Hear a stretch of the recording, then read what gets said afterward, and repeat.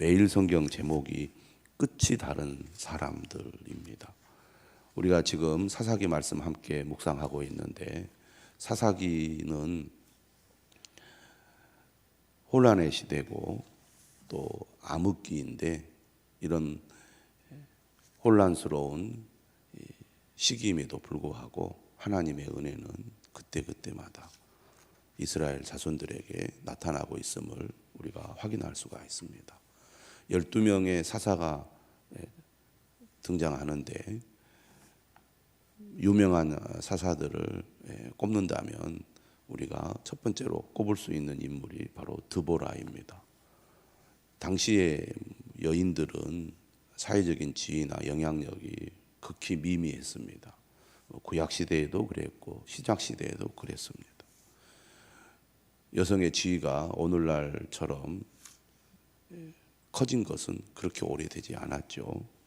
그런데 그런 시대적인 배경을 생각해 보면 여인인 드보라의 그 영향력이라든지 활약은 대단하다고 할 수가 있겠습니다.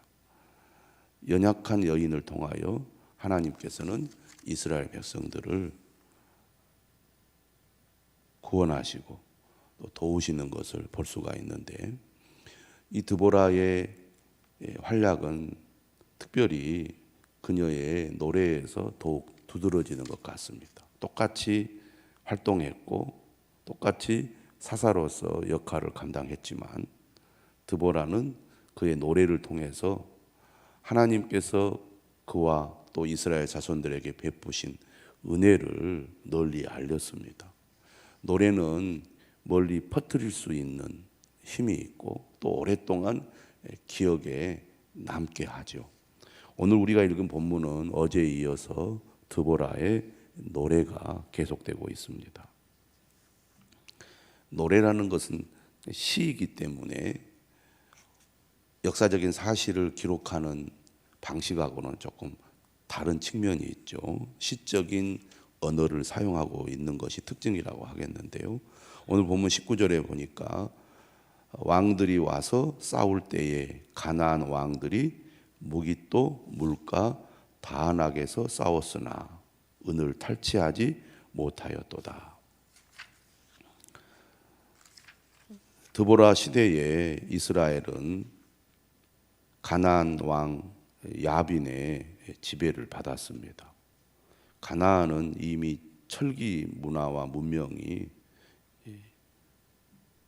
발전했고 그들은 철병거 900대의 강력한 군사력을 가지고 있었기 때문에 이스라엘 자손들은 이 가나안 왕 야빈의 압제를 받을 수밖에 없었는데, 특별히 이 드보라의 전쟁을 통해서 가나안 왕 야빈뿐만 아니라 작은 이런 도시국가인 여러 부족들이 함께 연합하여 이스라엘과 싸웠습니다.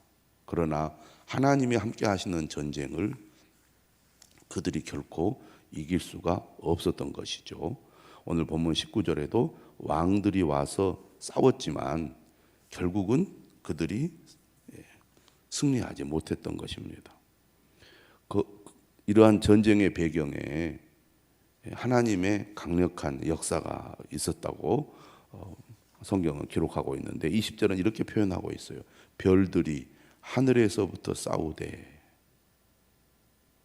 그들이 다니는 길에서 시스라와 싸웠도다. 시스라는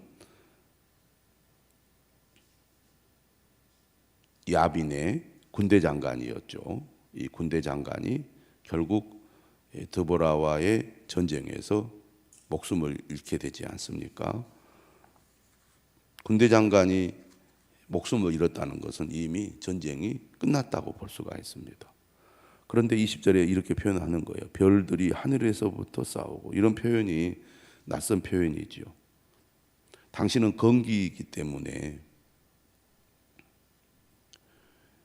와디와 같은 그런 강에 물이 거의 없습니다.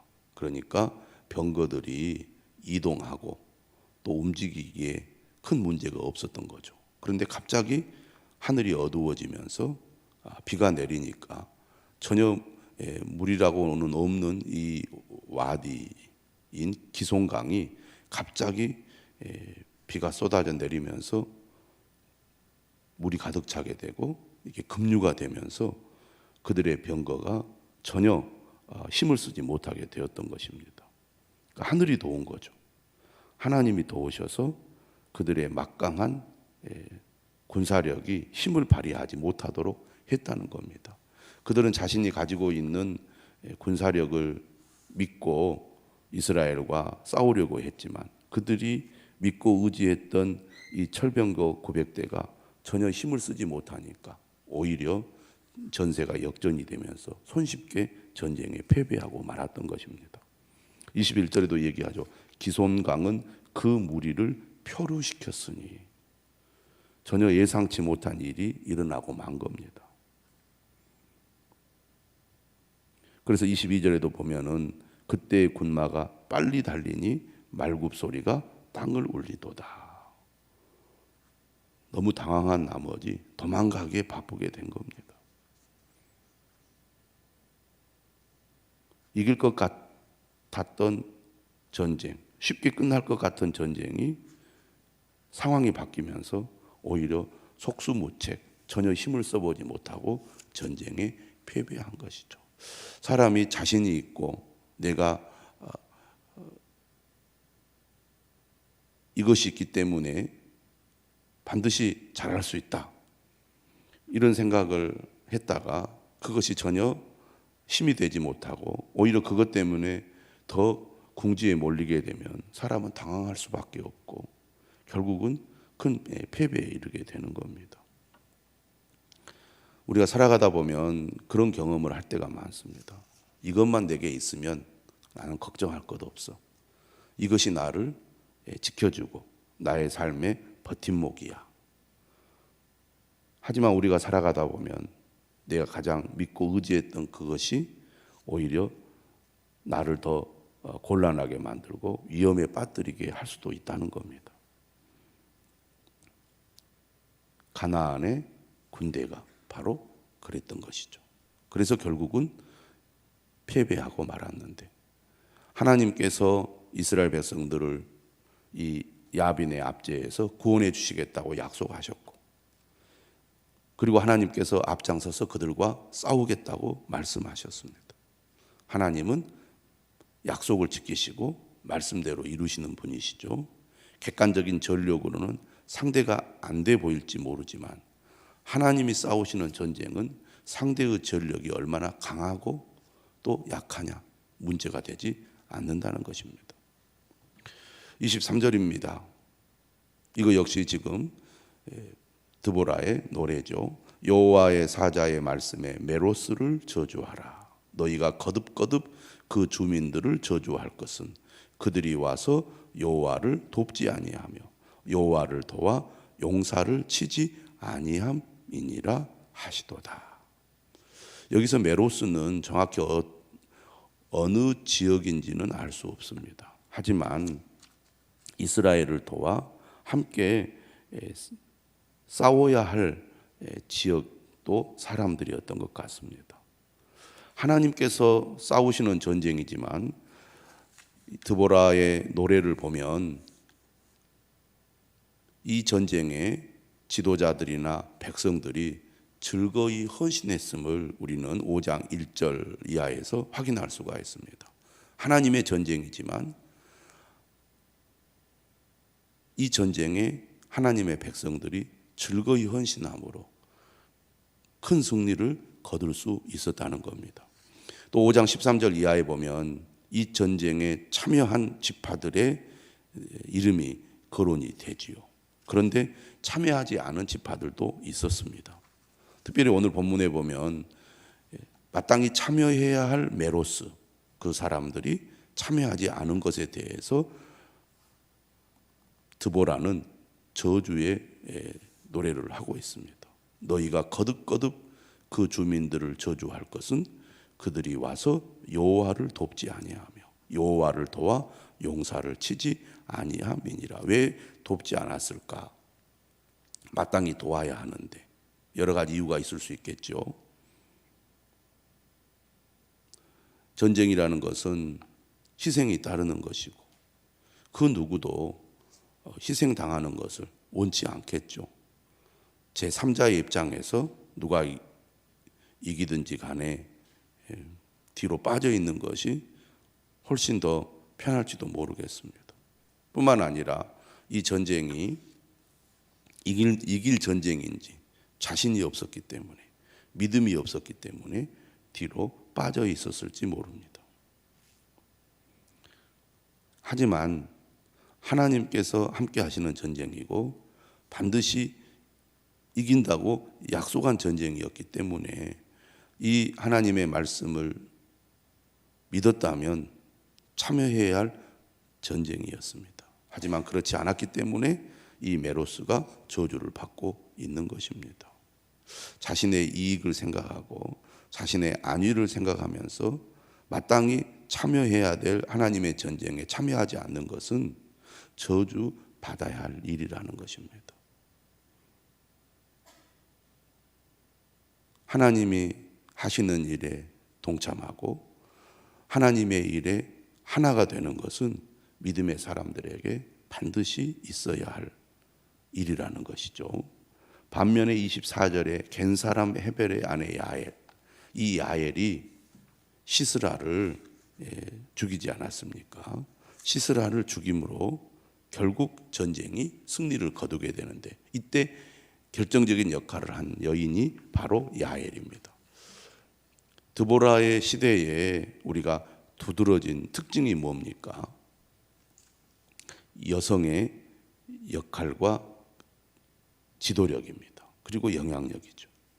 사실 사람들로부터 쉽게 인정받기 어려운 존재이지만 오히려 이 어둠의 시대에 여성들의 강력한 역할과 활동을 통하여 이스라엘이 구원을 받았는데 그 중에 바로 이 야엘이란 여인의 그 용기와 행동이 이스라엘을 승리로 이끄는데 결정적인 역할을 한 것입니다.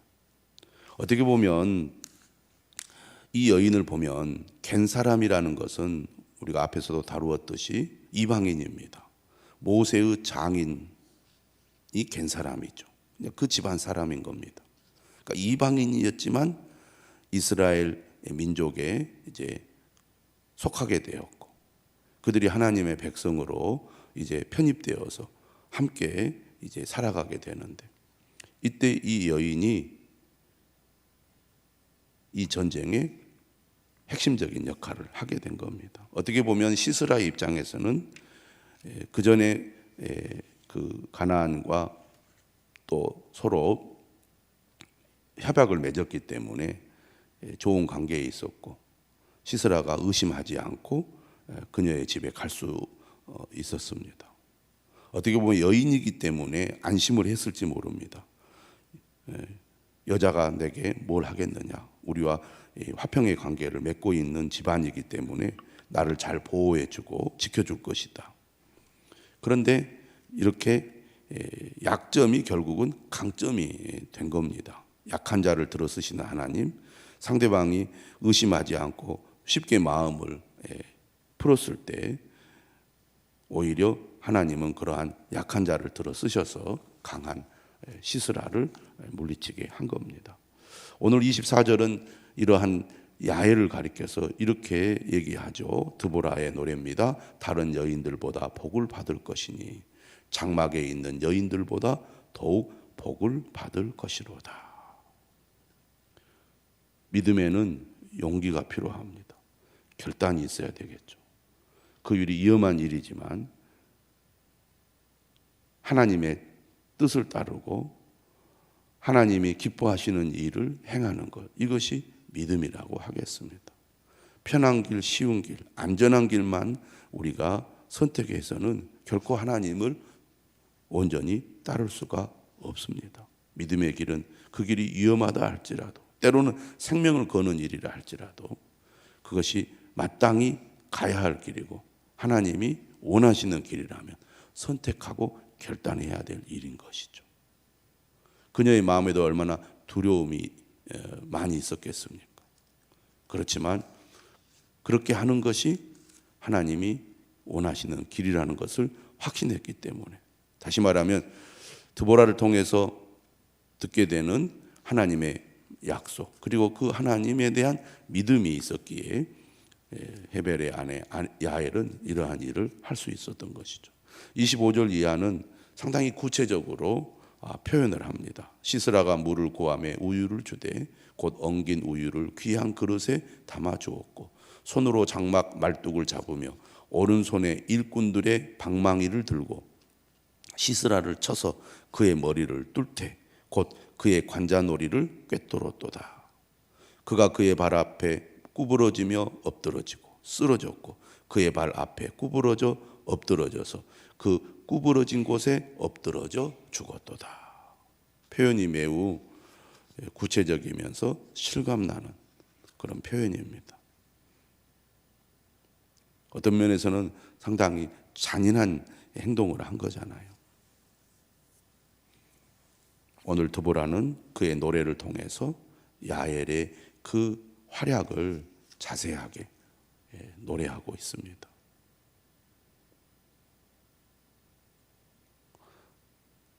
그 다음에 나오는 내용이 시스라의 어머니입니다.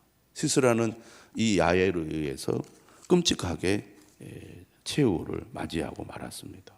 하지만 시스라의 어머니는 늘 그래왔듯이 이번에도 군대 장관인 그의 아들이 승리를 거두고 전리품을 가지고 돌아오리라고 확신을 했습니다. 그래서 그녀는 그렇게 생각을 하는 거예요. 창문을 통하여 바라보며 창사를 통하여 부르짖기를 그의 병거가 어찌하여 더디어 오는가, 그의 병거들의 걸음이 어찌하여 늦어지는가 하며, 한편으로는 늦게 오는 아들에 대한 염려가 있습니다. 부모의 심정이죠. 자식이 잘 되고 자식이 성공하기를 바라는 마음, 또 상황이 뭔가 좀 불안한 그런 상황에 대한 염려의 마음을 갖고 있는 것은 모든 어머니가 가지고 있는 마음이라고 하겠습니다. 그런데 그 다음 내용 보십시오. 그의 지혜로운 시녀들이 대답하였겠고 그도 스스로 대답하기를. 시녀들이나 시스라의 어머니나 똑같이 생각하는 겁니다. 뭐라고 얘기하냐면 그들이 어찌 노량물을 얻지 못하였으랴, 그것을 나누지 못하였으라. 사람마다 한두 처녀를 얻었으리로다. 시스라는 채색 옷을 노략하였으리니 그것은 수놓은 채색 옷이리로다. 곧 양쪽에 수놓은 채색 옷이리니 노략한 자의 목에 꿈이리로다. 그러니까 이 시스라의 어머니는 자신의 아들이 전쟁에서 승리했을 것이라고 믿고 있습니다. 그리고 그 승리를 통하여 많은 노량물들을 얻었을 거라고 생각을 하는 거예요. 한편으로는 불안함이 있지만 한편으로는 아들에 대한 믿음이 있는 겁니다. 그런데 이 승리에 대한 이 확신은 우리가 뒤집어서 생각해 보면 이건 지배자의 사고입니다. 침략자들이 힘없는 민족들 또 사람들을 침략하고 그들을 압제해서 그들에게서 노략물을 획득하는 것, 심지어 처녀들을 노예로 종으로 이렇게 잡아오고 또 값비싼 채색 옷들을 다 빼앗아 오는 것, 이것이 당연하고 정당하다고 생각합니다. 압제받는 사람들이 겪을 고통과 슬픔, 두려움에 대해서는 전혀 감정이 없는 거죠. 그들을 죽이고 그들의 것을 빼앗는 것을 통하여 그들이 얻게 되는 그 이익들만 생각하고 즐거워하는 겁니다. 그게 시스라의 어머니의 사고, 지배자의 사고인 거죠. 그러나 이러한 모든 기대는 헛된 기대이다, 그 말입니다. 지금까지는 그래 왔을지 모르지만 그의 아들은 끔찍하게 최후를 맞이하고 패배자가 된 것이죠. 그러나 그의 어머니는 그의 아들이 그렇게 되었을 것이라고 전혀 예상하지 못하고 있었다고 말입니다.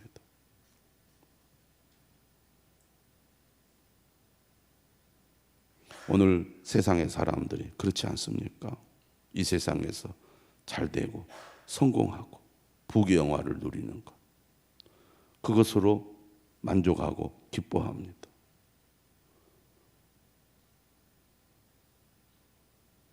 지배자의 사고를 가지고 나로 인하여, 우리로 인하여 어려운 사람들이 겪을 고통이나 아픔에 대해서는 전혀 관심이 없고 오직 나만 잘 되고 우리만 잘 되면 된다는 그런 생각에 사로잡혀서 살아가는 그런 삶의 방식과 사고 방식, 어떻게 보면 시스라의 어머니의 사고가 오늘 우리의 사고요, 우리의 삶의 모습일지도 모르겠습니다. 하지만 하나님을 대적하고 하나님과 반대의 길로 가는 삶은 그 삶이 얼마나 화려하고 능력 있고 대단하다 할지라도 결국은 그것이 최후의 승리를 가져다 주지 못한다는 것을 보여주고 있습니다. 오늘 31절 이렇게 얘기하죠. 여호와여 주의 원수들은 다 이와 같이 망하게 하시고 주를 사랑하는 자들은 해가 힘있게 도둠갑게 하시옵소서. 이렇게 간절히 드보라는 기도하고 있습니다. 주의 원수들은 다 이와 같이 망하게 하시고 주를 사랑하는 자들은 해가 힘있게 도둠갑게 하시옵소서. 지금 현실은 힘들고 어렵고 고통 가운데 있지만 간절한 마음으로 하나님을 찾고 부르짖으며 하나님의 도우심과 구원을 바랐던 드보라와 이스라엘은 하나님의 은혜와 도우심 아래 힘있게, 해가 힘있게 도둠갑게 그들은 일어나게 되었지만 자신의 힘으로 많은 것들을 누렸던 가나안의 군대들과 시스라는 결국 망하고 말았습니다. 오늘 우리도 하나님의 은혜와 도우심으로 하나님을 더욱 의지하는 가운데 해가 힘있게 도둠 같은 놀라운 은혜와 복을 누리게 되기를 바랍니다. 이스라엘은 결국 하나님의 은혜로 구원을 받았고 40년 동안 평온한 삶을 살게 되었습니다. 하나님 앞으로 가까이 나가야겠습니다. 하나님을 의지하는 믿음을 회복해야 되겠습니다. 믿음의 길로 가는 우리 모두가 되시기를 주님의 이름으로 축원합니다. 기도하겠습니다.